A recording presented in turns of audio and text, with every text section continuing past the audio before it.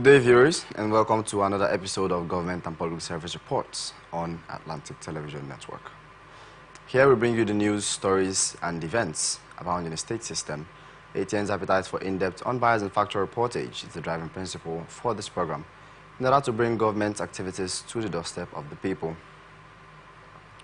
We'll go through the highlights of today's reports and the headlines, beginning from Akwa Ibom State. Governor Eno loses wife, patience. Governor Bago in Niger State redeems 250 million naira pledge. Federal government suspends Bobrisky's prison controllers. Government slams Saraki about local government polls. We'll take a short break, and when we return, we'll go straight into the details. Stay with us.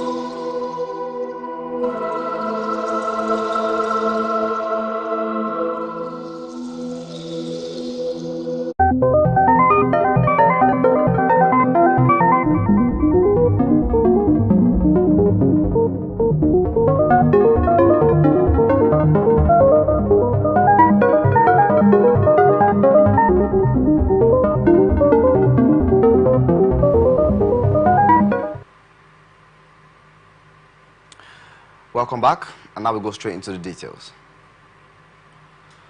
River State's Independent Electoral Commission has declared low turnout of electorates in Rumudara community in preparation for the October 5th local government area elections in River State. RISIEC Chairman, Honorable Adolphus Justice Enebele, retired, expressed displeasure during the official unveiling of voters' register for the October 5th, 2024 local government area in Ward 2, Unit 10 and 11, Rumudara Town Hall, adding that the display of the registers will be carried out in all 6,866 polling units in the 23 local government areas of River State. We are here this morning to formally flag off the voters register. This ceremony is one of the critical items in the calendar of activities leading to the local government council elections fixed for Saturday, 5th October 2024. The display of voters registered offers citizens the opportunity to confirm that their names are on the register. It further enables the voters to be certain of which polling unit or booth to cast his vote. And more importantly, it enables the citizens to verify that those who are contesting for political positions as councillors, vice chairman, or chairman are on the register as required by law. Enebele called on the good people of River State to turn out en masse to vote candidates of their choice on Saturday, 5th October 2024. He assured that the security agencies are on alert to deal with miscreants and those planning to foment trouble. The 2024 local government council elections in River State is less than 10 days away. I will therefore seize this opportunity to call on the good people of River State to turn out en masse to vote candidates of their choice on Saturday, 5th October 2024. We want a peaceful and violence-free election. The security agencies are allowed to deal with miscreants and those planning to foment trouble. However, other stakeholders in the community, including the paramount ruler of Rumudara, Chief John E. Amadi, assured full support during the election.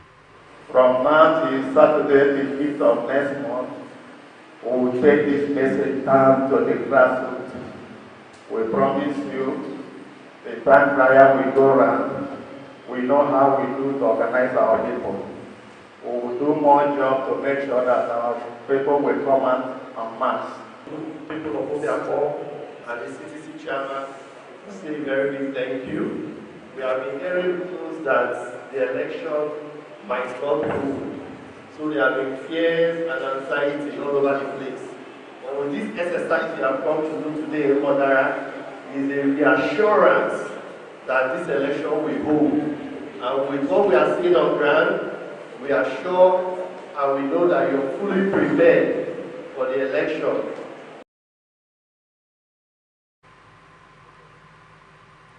In a different story in Enugu State, the government has summoned traditional rulers and the president generals of the communities in Nsukka, where Oyo masquerades attacks resulted in 2 fatalities.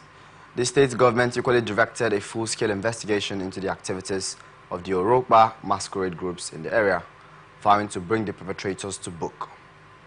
This was contained in a statement issued by the State Commissioner for Local Government, Rural Development and Chieftaincy Affairs, Dikonoke Obodo in Enugu State.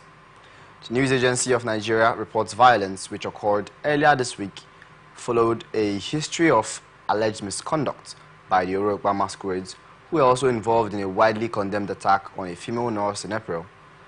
Reports that on September 19th, hundreds of women from Eha Alumuna, a community in the Nsukka Council area of Enugu State, took to the street to protest against the constant attacks and harassment by masquerades in their community. Obodo said the Enugu State government had received reports on the untoward activities of Orokpa masqueraders in some parts of the Nsukka Council area, which had reportedly caused pandemonium, bodily harm, and fatalities in the area. Obodo said, consequently, following the express directive of Governor Peter Mba, traditional rulers and president generals of the town unions of the affected communities are hereby invited to meet with me on Friday. The venue is in my office, and time is 1 p.m. prompt. The affected communities are Nguru, Isiakbu, Echara, Nru, Edemezema, Iheagu, Ihe, Owere, and Umuyo. Furthermore, the governor had directed equally the Commissioner of Police to immediately institute a full-scale investigation into the incidents. The investigation included the reported fatalities resulting from the activities of the said masquerade groups, with a view to bringing whoever is culpable to book. While commiserating with the families of those said to have lost their lives in circumstances connected to the activities of the masquerades, The commissioner said the government had also warned that it would not condone any further excess by any persons or groups. He said, "Our people should never be made to live in fear, as the rights and security of our women, children and youths, and indeed every citizen and resident of Enugu State, must be guaranteed at all times. Consequently, any such excesses by the Oyo State masqueraders or any group for that matter will be met with commensurate actions and sanctions by the government," Obodo concluded. FCT administration has begun the rehabilitation of 18-kilometer Nyama-Karshi Road by the order of the President, Bola Ahmed Tinubu. Honorable Minister of the FCT, Nyesom Wike, who disclosed this during the project site visit, said he noticed the road was not in good condition for motorists to use when he used it to Kirahi for an inspection and should be given urgent attention. Yes, you know that what attracted me to that road, if you remember, when we came to this Karachi Aporo last time, we took that road and I saw how bad the road was, and I said, no, this is not acceptable to us. And we wrote to Mr. President and he approved that there should be immediate rehabilitation of that road. And we are doing it under emergency. And so we had to contract the SEC to see how they can rehabilitate that road. It's a 18-kilometer road, 18 kilometers. So, and we have street lights, you know, and they have given us 8 months to be able to complete that road. I know how important that road is because so many agencies of government are along that road. So if that road is finished and is being rehabilitated, and then this road is also completed, then we are free to go. So that's the President ordered that there must be emergency rehabilitation of that particular road.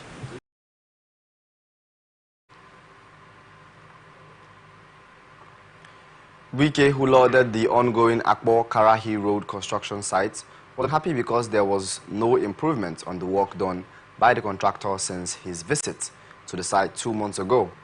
But for love and passion for the residents of Abuja, he promised to release some money for the contractor to ensure completion of project by April next year.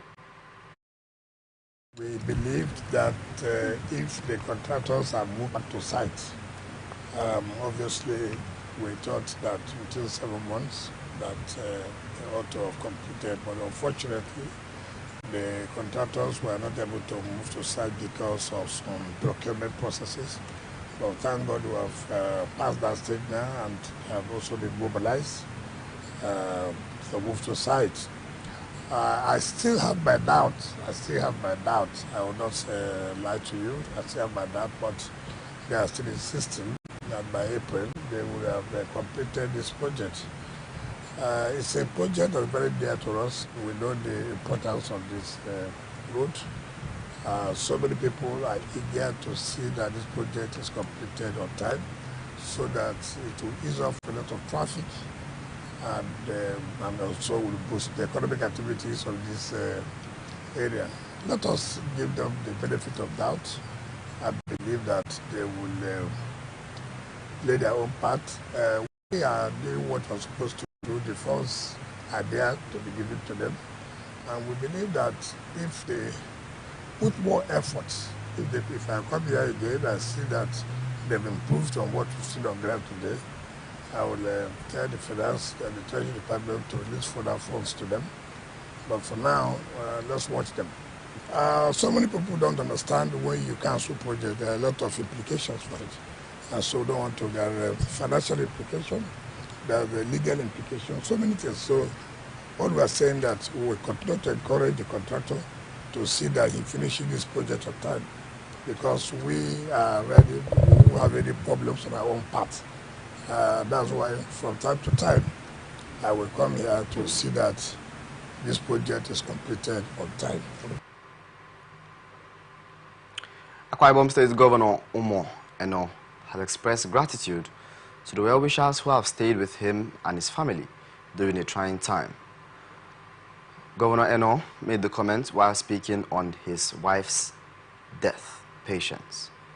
After battling an undisclosed illness on Thursday, September 26th, according to the statement, the governor expressed confidence that governance in the state will not be affected and begged for privacy for his family.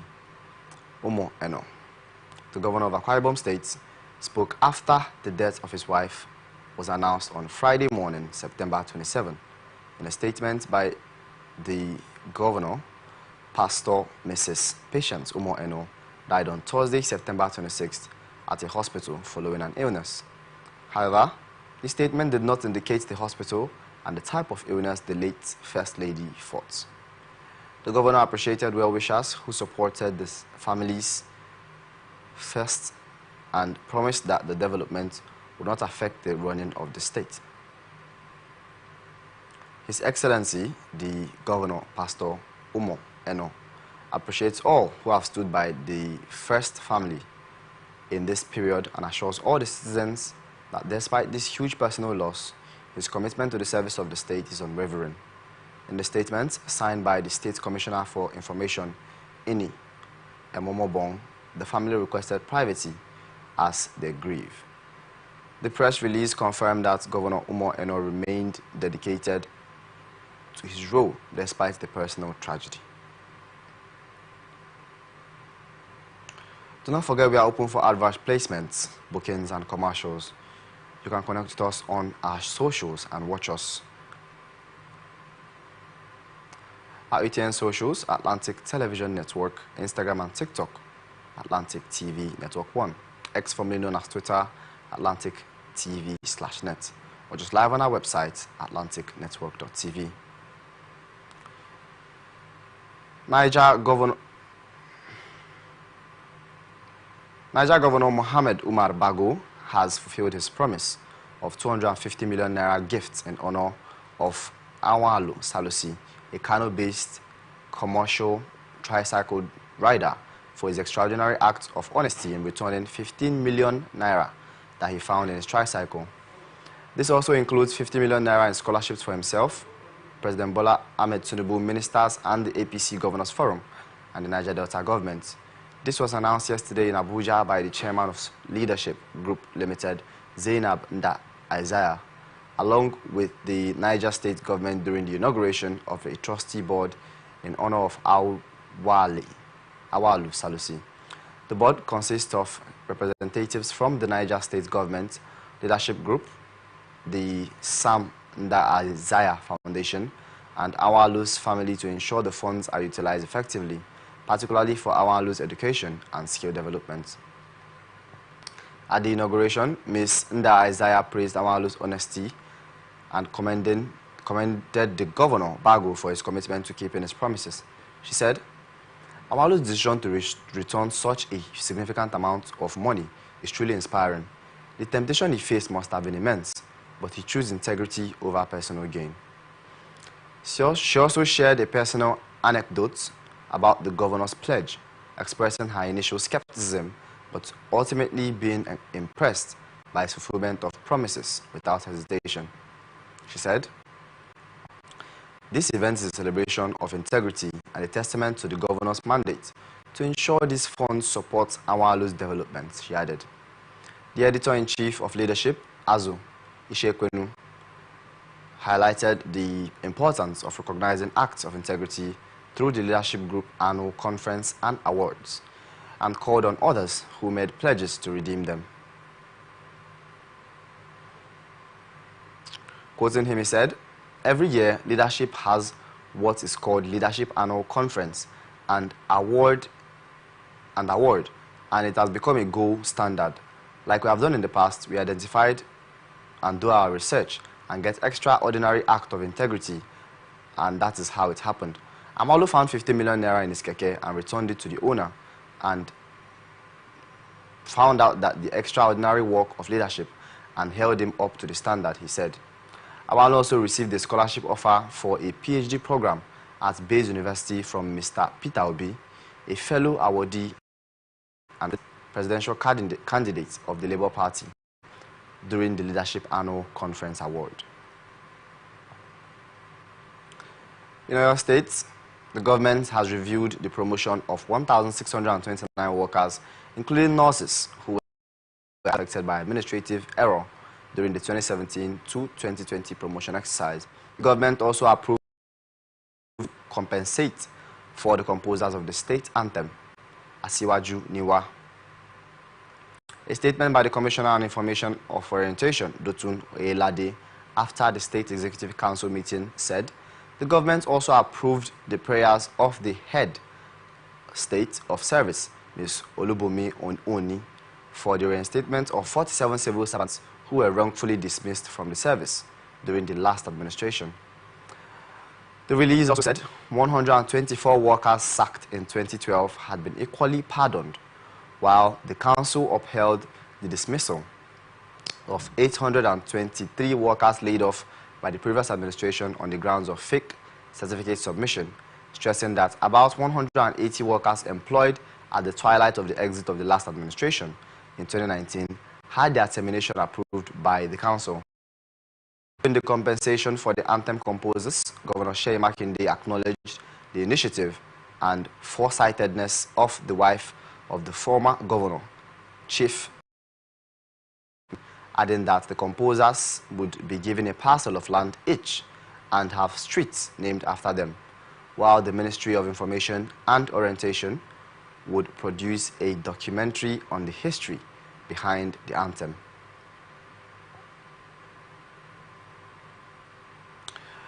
Do not forget you're watching Government and Public Service Reports on Atlantic Television Network. We'll be back after the short break. Stay with us.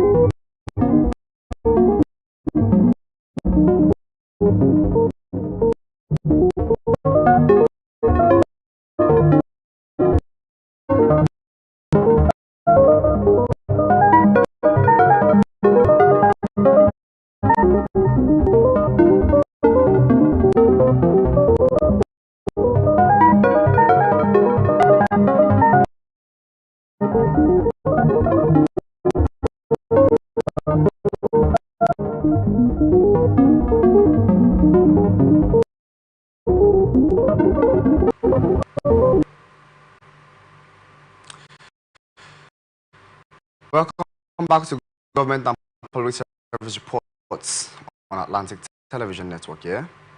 Now to the rest of the stories.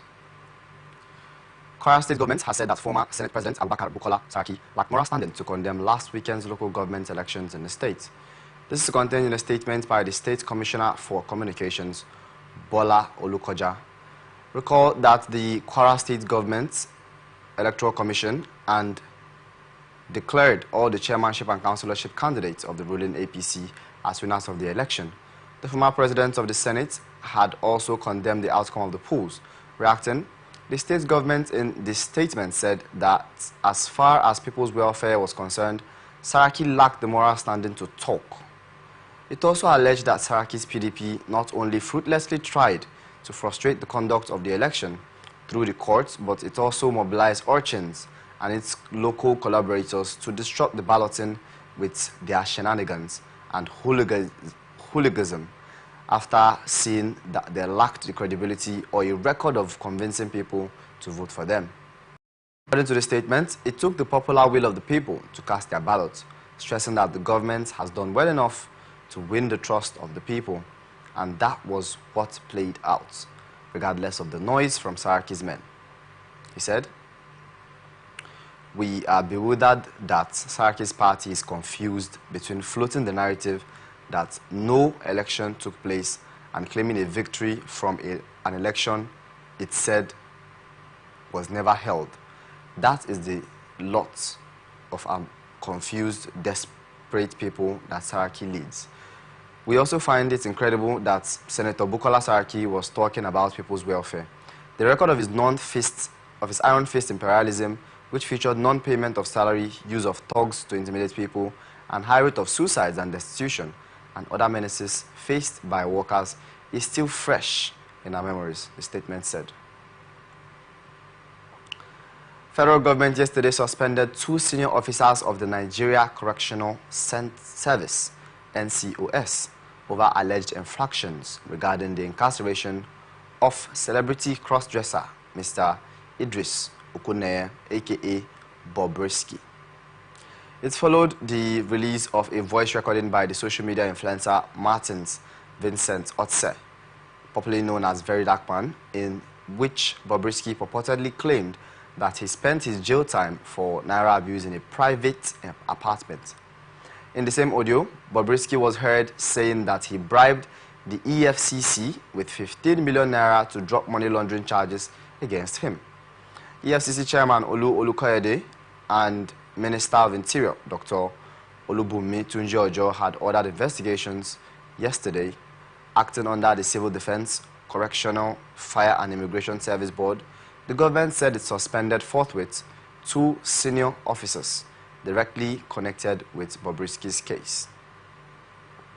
In a statement by the board's secretary, Afaru Ahmed, 2 other officers who also suspended for similar misdemeanors in different facilities. They are Michael Anugu,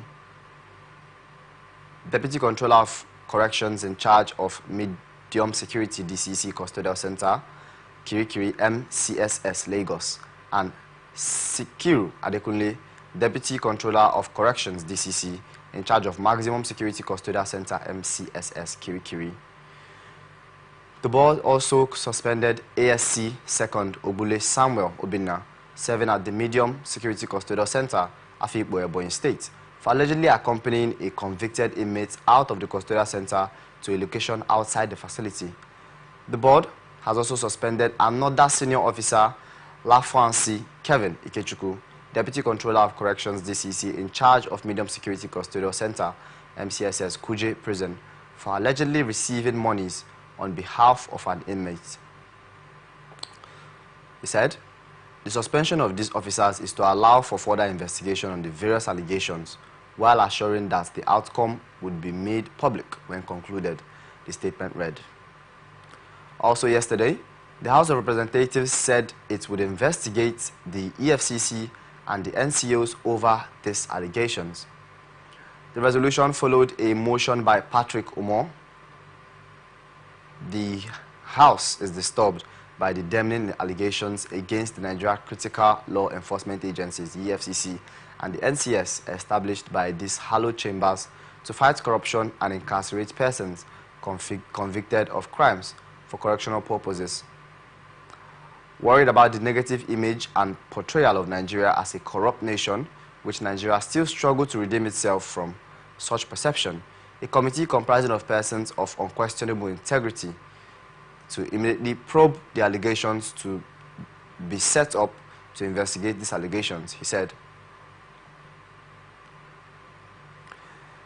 Bobrisky yesterday deleted all pictures and videos on his Instagram page, and in a Facebook post, he said he was contemplating suicide. Bobrisky wrote, "I have never in my life thought about suicide in my life, but now it is coming to my head, seeing what human beings are doing to their fellow humans, just in the name of you want to bring them down by force, or because you don't like them. I don't need no sympathy from anyone. People I might have need for sympathy from are my late parents, but who will fight for you? Friends, haters, you won." The Nigerian Bar Association (NBA) also called for an independent probe by the National Security Advisor (NCA). In a different story, Nigerian workers have confirmed receiving federal government's new minimum wage payments. The spokesperson of Nigerian Labour Congress, Benson Ukpa, and the deputy president of the TUC, which is the Trade Union Congress, Tommy Etim, disclosed this in a separate statement on Thursday. Ukpa and Etim's posts come as newspapers and houses exclusively reported on Thursday that the federal government had begun the payment of the 70,000 naira minimum wage. Reacting to the new minimum wage payment commencement, Ukpa asked establishments in the country to emulate the example set by the federal government. Quoting him, "Yes, I think so.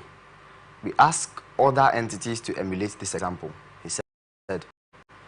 Similarly, TUC's Etim said, "Federal government's committee on consequential adjustments already released a template, so no one has any moral ground to delay the payment of the minimum wage. We now advise that all other parties follow suit and commence the payment of the new minimum wage." A civil servant working in the office of the head of civil service, who is not authorized to speak, also confirmed that he has received a new minimum wage payment for September 2024. He said, "I got an alert around 2 p.m. on Thursday. I am hoping the arrears will come too." Some of the federal workers confirmed that they received an additional 40,000 naira to their previous salaries as consequential adjustments. The implication meant that over 1.2 million workers under the federal government payment have begun to receive payments of the new minimum wage. On Tuesday, Chairman of the National Salaries, Incomes and Wages Commission, Ekpo Nta, confirmed that the government has approved the upward review of the Consolidated Public Service Salary Structure, which is in line with the Minimum Wage Amendment Act of 2024.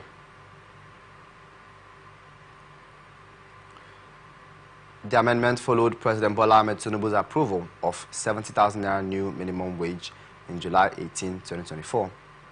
Tinubu's approval was followed by the Senate passage of the new minimum wage bill into law. And the 70,000 naira minimum wage bill was a 100% pay rise from the 30,000 naira paid under President Muhammadu Buhari. Meanwhile, the payment rise implementation for Nigerian workers came at the same time prices of goods and services had hit the rooftops as headline and food inflation stood at 32.15 and 37.52% in August 2024. Nigerian government has disbursed 24.78 billion naira to 991,261 poor households as part of efforts to tackle economic hardship. The initiative, themed the National Cash Transfer Program, is spearheaded by the National Social Investment Program Agency with beneficiaries across all 36 states and Federal Capital Territory. In a statement on Thursday, NSIPA National Coordinator and Chief Executive Badamasi Lawal said the disbursement was in line with President Bola Ahmed Tinubu's renewed hope agenda aimed at cushioning the impact of high prices of goods and services as inflation stood at 32.15% in August. He further explained that the federal government had in August 2024 paid 3.83 billion to 153,038 households. Lawal stated that in September 2024, the agency shared 20.96 billion amongst 838,223 households, and each beneficiary household received 25,000 naira through their designated financial service providers. Quoting him, "The renewed hope agenda conditional cash transfer is aimed at cushioning the economic shocks of the beneficiaries who are the mostly poor and vulnerable Nigerian households," the statement added. The development comes as the federal government said it made the second tranche of payments to approximately 1 million beneficiaries of its cash-based social investment program. The Minister of Finance and Coordinating Minister of the Economy, Mr. Wale Edun, disclosed this during a meeting with the presidential panel on the social investment program. This comes months after a scandal rocked the Humanitarian Affairs and Poverty Alleviation Ministry. Consequently, in January 2024, President Tinubu suspended the minister, Dr. Betta Edu, and Halima Shehu, and then National Coordinator of NSIPA over alleged financial misappropriation.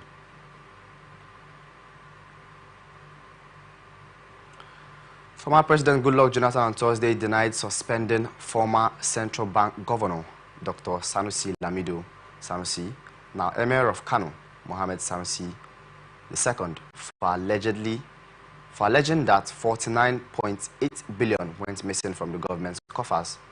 Jonathan, who insisted that no such money went missing, said the CBN leadership under Sanusi.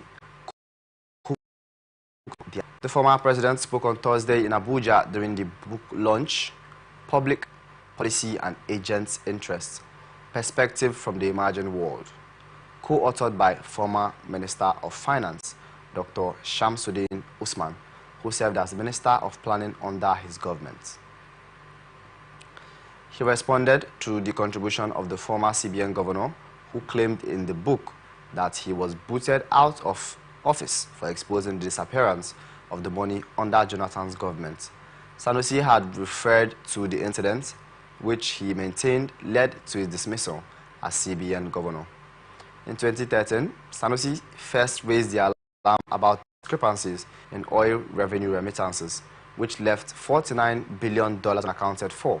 However, his initial figure was later revised to $20 billion after discussions with the finance minister. The Jonathan administration quickly debunked the claims, with some sections of his government accusing Sanusi of trying to undermine the regime. And in 2014, just months after making the allegations, President Jonathan suspended Sanusi for financial recklessness and misconduct as CBN governor. However, many Nigerians believe the suspension was politically motivated and linked to his whistleblowing on the missing funds. Sanusi became the 16th Emir of Kano and was deposed in 2020 and reinstated in 2024. But in his opening remarks, Jonathan, who chaired the book launch, said that although he agreed with the book's thesis and recommended it for research, he disagreed with Sanusi's claim on the missing money. Jonathan said Sanusi was not sacked but suspended, adding that such money would not have gone missing in Nigeria, whose budget was about $32 billion at the time, without some immediate impact. He also narrated how former German Chancellor Angela Merkel confronted him on the matter and explained that such money could not have been stolen from a struggling economy and no one would notice. He said, "Let me mention that I did not agree with some issues raised by one of the contributors, but I don't intend to take such issues because he's our royal father and he is here. The one he raised that he was sacked because he blew a whistle that the federal government lost $49 billion is not quite right. He was not sacked. He was suspended because the Financial Reporting Council queried the expenditure of the CBN and there were serious infractions that needed to be looked at. That was the reason. But somehow, the time was short, so before we finished, his tenure elapsed. Probably, he would have been called back," he explained. The former president insisted that no such money went missing. He said Sanusi's claims began to wobble when the figures changed from the narrative of $49 billion to $20 billion and then $12 billion. He said, "On the issue of $49.8 billion till today, I am not confused that the federal government lost $49 billion.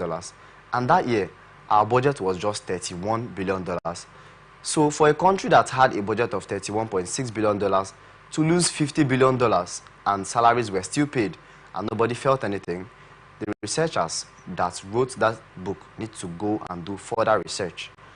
And more so when our revered royal father came up with the figures. First, $49.8 billion, later changed to $20 billion and then $12 billion. I don't know the correct one," said Jonathan. Jonathan explained that PricewaterhouseCoopers, which investigated the matter, that no such amount was stolen, but that the NNPC could not account for $1.48 billion at the time. He also noted that the then Senate Committee of Finance, chaired by Senator Ahmad McCarthy, investigated and found the claims unfounded. However, speaking later, Sanusi, who was the royal father at the event, insisted that he was constructively dismissed, contrary to Jonathan's claim. He said, "My boss who sacked me, I was constructively dismissed. I continue to respect Jonathan and I don't have any grudge against anyone," Sanusi said as he delivered a short message at the event he presided over as the royal father of the day.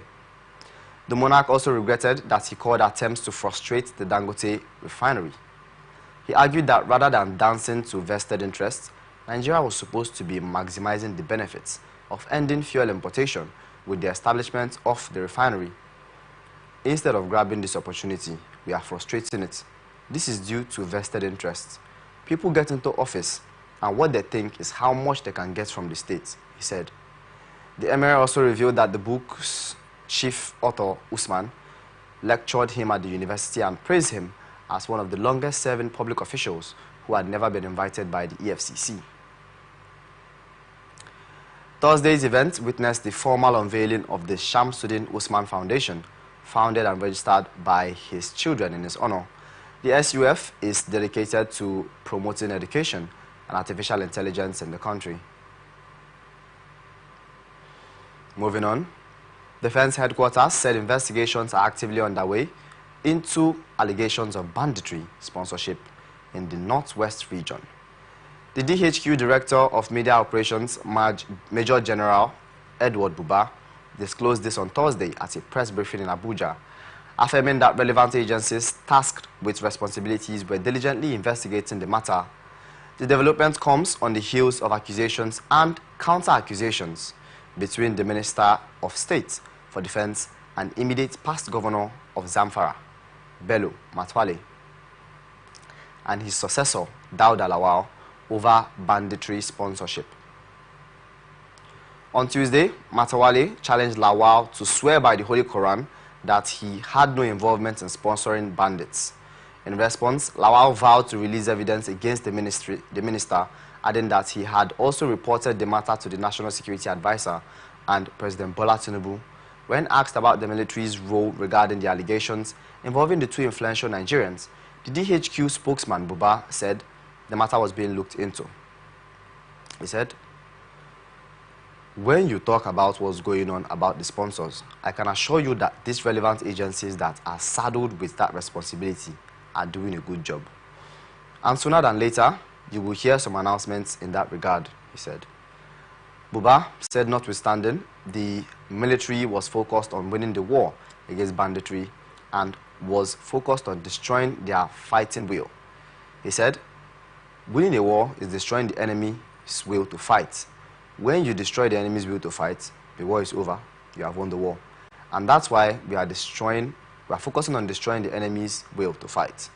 Speaking on the troops' achievements between July and September 2024, Buba said a total of 1,937 terrorists, including 65 notable insurgent leaders, were apprehended.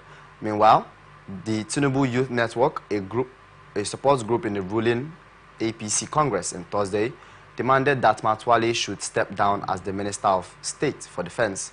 Addressing a press conference in Kaduna on Thursday, the Secretary General Yusuf Mohammed said the allegations against Matwale were too weighty to be glossed over. He added that they were not good for the image of the party.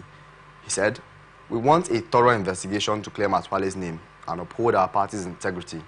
Association with individuals responsible for heinous crimes undermines our party's values and the president's anti-corruption agenda," Mohammed said. He said loyalty to the president should not be reason to shield Matwale from investigation, arguing that loyalty should not supersede accountability. "We urge Matwale to step down and subject himself to a thorough investigation." The network is compelled to making a public appeal after several unsuccessful attempts to contact the leaders of our ruling party regarding the allegations made by the current governor of Zamfara State, Dauda Lawal, against his predecessor and now the Ministry of State of Defense, Bello Matwale. A series of interviews granted on national television have gone viral. In these interviews, the Zamfara State Governor Dauda Lawal raised grave concerns about the issues he inherited upon assuming office. These issues include the accusation of sponsoring bandits and misappropriation of state funds by his predecessor and the junior defense minister, Bello Matwale. He said, "These are serious matters that strike at the heart of governance, security, and the welfare of the people of Zamfara State and should not be handled lightly.